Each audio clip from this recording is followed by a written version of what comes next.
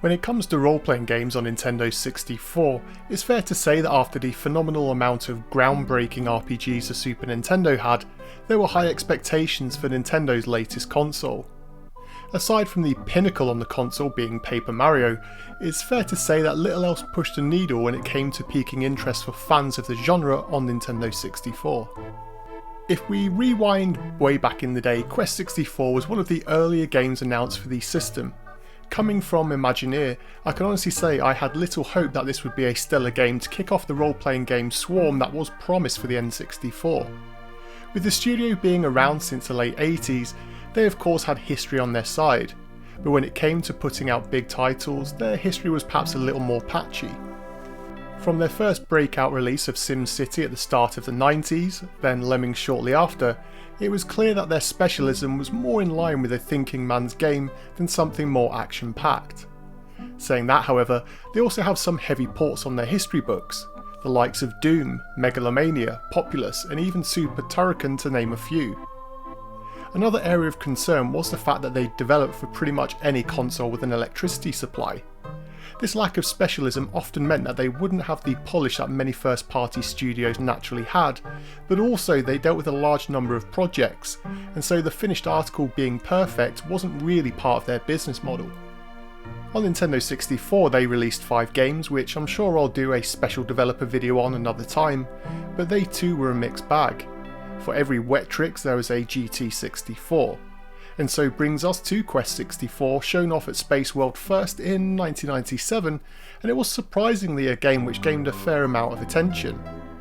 Originally announced as a title called Eltale, the game was initially thought to be a Japanese-only release, but seeing the positive attention, and the fact it could be the first RPG on N64 released in the West, other publishers such as Konami and THQ quickly jumped in for regional translations to ensure that we got a Western release. Surprisingly for a game which wasn't even going to see a Western release, the North American version landed in mid-1998 and the European and PAL variants renamed Holy Magic Century arrived a few months later. After some financial success for the game, Imagineer delayed the Japanese release to adjust the game based on the feedback it received from the West. Some of the grinding was toned down and also the difficulty increased after many reviews stated how easy the game was.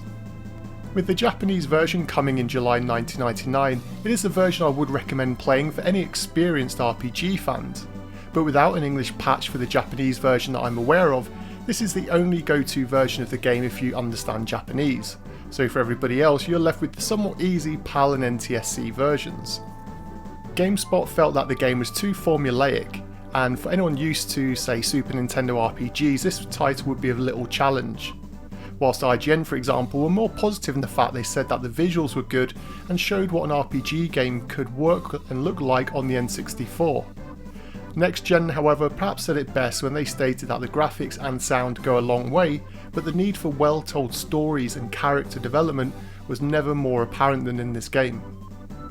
Speaking of the story, the game's set in a fictitious medieval world called Celtland, which doesn't take a genius to realise that there's some strong Irish connections here. These are further emphasised when you learn that the main hero you play at is named Brian.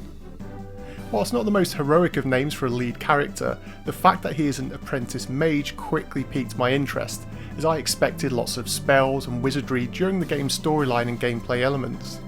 Brian sets off to find his father at the start of the game, as he's left the Monastery of Mages. We later find out that he went in search of a thief who has stolen the magical Eltale book, which is where the game's Japanese name of Eltale Monsters becomes obvious. As you progress through your quest, you'll also be seeking elemental gems which are in possession of other thieves who naturally act as boss battles during the game. And this is where you'll find the game's limitations really become obvious. Whilst many great RPGs have twisting plots, deep characters to build you a strong connection with your hero, Quest 64 instead feels far too fixed on a linear path through its campaign to make you feel that you aren't just simply going through the motions. It's as formulaic as go to a village, speak to the townspeople, learn there's an area such as a forest that has been taken over by enemies, you then go there, defeat them and the boss, gain the elemental gem, and then rinse and repeat once you get to the next town. Whilst the visuals would appear to give you Mario 64-like freedom, when it comes to exploration at least, in reality this is very much not more than window dressing, and trying to go off script so to speak doesn't really happen. Is this a negative? Well, perhaps not. See, for those as previously mentioned who were hardcore into their Super Nintendo role-playing games, it would seem almost infantile. There would have been a huge amount of new gamers though who perhaps got the N64 for the first time having never played an RPG before, and so this is almost hand-holding throughout the game could be a nice gateway into some of the more complex RPGs in the future. Perhaps the only comparison I can think of is that of Final Fantasy Mystic Quest from the Super Nintendo. For any RPG fans on Super Nintendo, the presence of the game was met with annoyance, as the game holds the Final Fantasy title which conjures up memories of epic adventures, but Mystic Quest was developed as an entry-level game. The same too can be said for Quest 64 in my opinion. Surprisingly, I actually really enjoyed Mystic Quest and fondly remember a summer holidays when we traded our Sega Saturn with my cousin for his Super Nintendo, and Mystic Quest was one of the games he had on it. Sure, it's no Final Fantasy VII, but if you want to play an RPG and perhaps don't have dozens or even hundreds of hours to grind through, then this could be a welcome offering from Imagineer. My views on the game have also changed as I've become older. I too found Holy Magic Century, as it's known here in England, to be far too easy when I was a kid, but now as an adult when time is more limited to play games, and I don't perhaps have the freedom I did to devote extensive amounts of times on a single game these days, then I actually appreciate the game's simplicity here more though than I did as a kid. The game does have some interesting elements however. The daylight change from day to night was something novel at the time. Whilst in later games such as Zelda we saw much stronger enemies appear during the moonlight hours, Quest 64 doesn't do much to take advantage of this cool gameplay mechanic. I like the fact that the game threw out the traditional levelling up system to go for something more unique. You power up your abilities by finding gemstones hidden throughout the lands, and then you choose which of your elemental magic skills you want to upgrade. This in turn leads you to having to balance what spells you want to focus on and how best to balance out your player. Balance, however, well, it's a bit of a sore topic in the game because the reality is that there's only a few of the spells that you'll ever need to use just to breeze through the game. And while some spells do look awesome, you won't ever need to use them due to balancing problems which become obvious quite early in the game. Without ruining the game for anyone, it's quite possible to be spamming the same spells over and over, as there's not much difference in the spells to justify mixing things up. The real-time battles are also a welcome touch, and it helps that if you want to avoid battles you can simply dodge in the overworld, but they are quite common, and so anyone who prefers to focus on story over battling would find this all too frustrating. This is further compounded by the fact that you don't gain any party members, so you aren't even forced into learning how to juggle different characters for various situations. Another limitation of the gameplay is the fact that you don't buy things. Gone are those cool village shops where you see an item you're desperate to get hold of and go off grinding for cash to be able to afford it. Instead, items are basically handed to you, and they're usually for very specific purposes. This further takes away from the game's duration, which is already bare bones to begin with. There are some really good positives in other areas of the game though.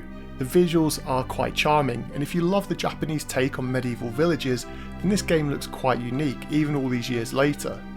Remember, this was quite an early N64 title, and so yes, you're not going to be getting huge levels of polish, but walking around the villages, exploring the monastery and roaming through the overworld are honestly fun to do.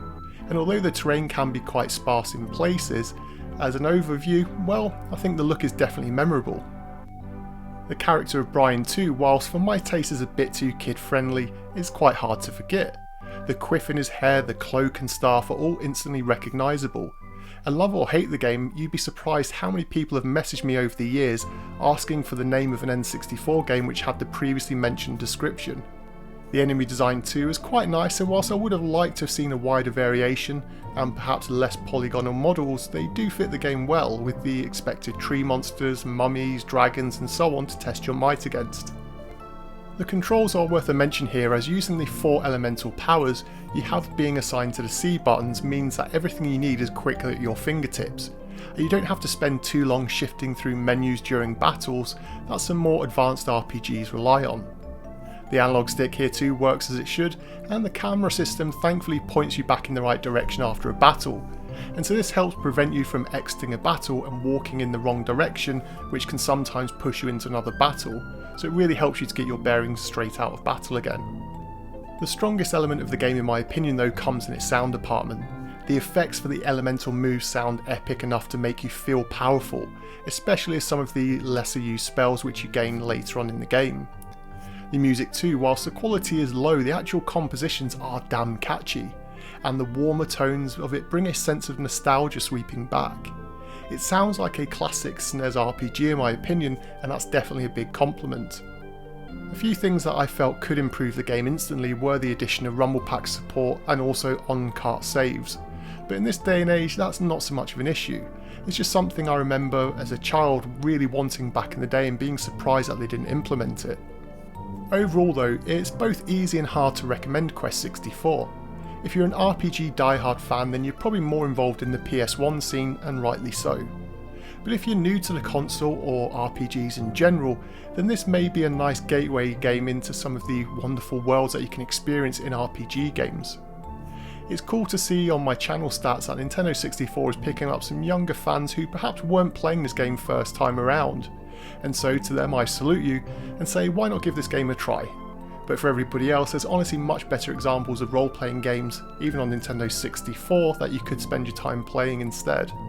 So for today's topic of conversation, let's have a big one and say, let me know down below what your favourite RPG of all time is. Some of my favourites include Final Fantasy VII, Chrono Trigger, Secret of Mana, and Powers Kingdom on the Panasonic 3DO. But don't judge me on that last one, I just got some really cool memories of it. But as always, thank you for watching, and until next time.